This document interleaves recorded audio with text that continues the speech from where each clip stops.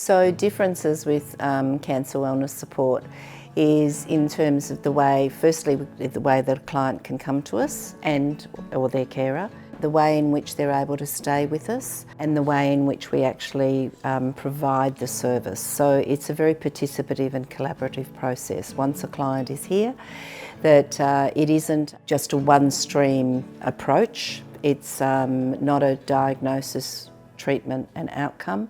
It's very much about a discussion with the client at the time when we first meet them, when we're taking their history, and meeting their needs. Also what they're comfortable with. Some people are not comfortable with a massage, so we've got other complementary therapies that they can use. But starting off, most importantly, the client doesn't actually need a medical referral to come to us. That most of our referrals come from people who know of us and friendships, and then through the local GPs. And then of course we've got connections with the oncology, cancer related units in hospitals. So a client can come in, they can come in with their carer. We're very unique in the fact that we open up all of our services to every member of the family, because every member of the family actually fits into a role of either a primary carer, the first person, who's, cab off the rank to actually care for that person. Secondary carer often are the children of that relationship. And they are the people that need an enormous amount of support, just as much as the person who's got the diagnosis. We then don't take a medical approach, so that we don't look at seeing somebody for 6 or 8 therapies. We don't then stop providing a service to people if they have actually been given the all clear. If that person does die, the carer then still can continue working with us. So as long as that person identifies with their diagnosis of cancer, as long as their physical effects of their body from the mainstream treatment that they may have received is still affecting or limiting their capacity, then that person is actually a part of cancer wellness for as long as they need us. So it's not medicalised, it doesn't have an end point, it's very much in concert with the client. So the client can come to us at the various stages of their treatment. So there may be when they're in the acute phase of treatment, just diagnosed.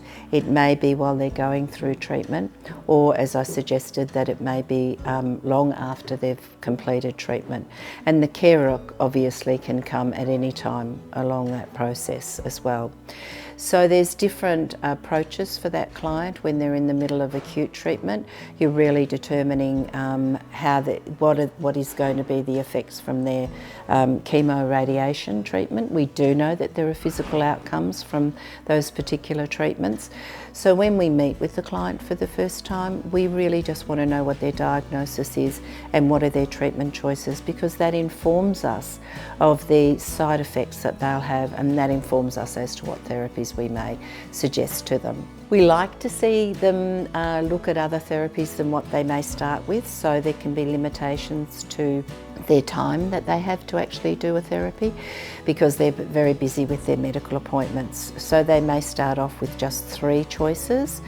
We then like to see them try other therapies because their body changes. So we'll often do a reassessment, or it could be just to catch up over a cup of tea when they come in here to meet with a therapist and go through how their body has changed. Importantly, we look at getting them away from just doing individual treatments and adding to their suite of therapies is group therapies, because we're always looking at isolation as a major outcome from a diagnosis with cancer, because people spend a lot of time at home when they may have been people that were out in the workforce as well. So we lead them through individual treatments into group therapies and then take them across the bridge back into the community, because it's really important that they begin to live their life in the way in which they were doing it before. With some of the changes, of course, we know there are long-term changes in terms of a diagnosis of cancer and how your body may be able to cope with the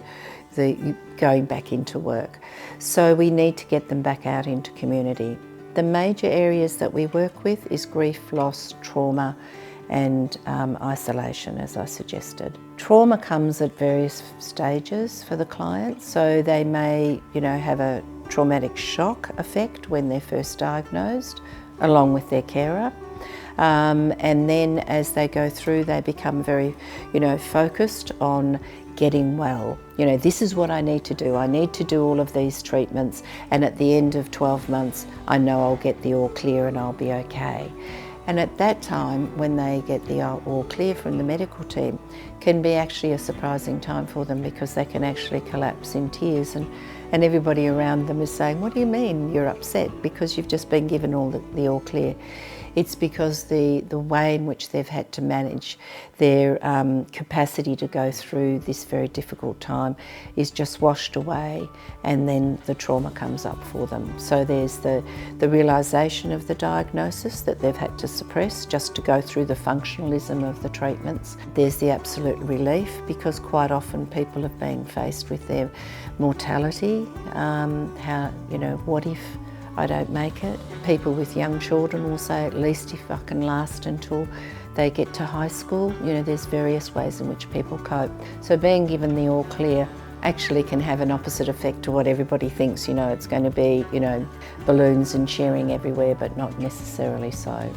For a carer, what isn't recognised is often how long it takes for a carer to recover after they've stopped being labelled as a carer and they go back just into husband or wife or mother and daughter, whatever the relationship label is. So for a carer, the exhaustion of actually functioning, not just for yourself, not just trying to cope, getting through for yourself, but actually functioning as the frontal lobe for the person that you're caring for. All the time checking to see if that other person's all right. And often the carer actually depletes their own health and doesn't realise that they're not actually existing for themselves. They're trying to breathe and exist for the other person who has the disease. And strangely, people find it is that the person with the diagnosis often is managing better than the person who's trying to care for them. So there's layers upon layers of changes for our clients and carers, and that's why it's important at Cancer Wellness that we're able to take hold of the whole family, and we're able to find a way in which we can support them.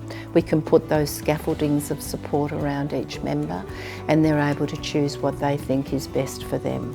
They don't have to be doing the same therapies, obviously, as the person that they're caring for.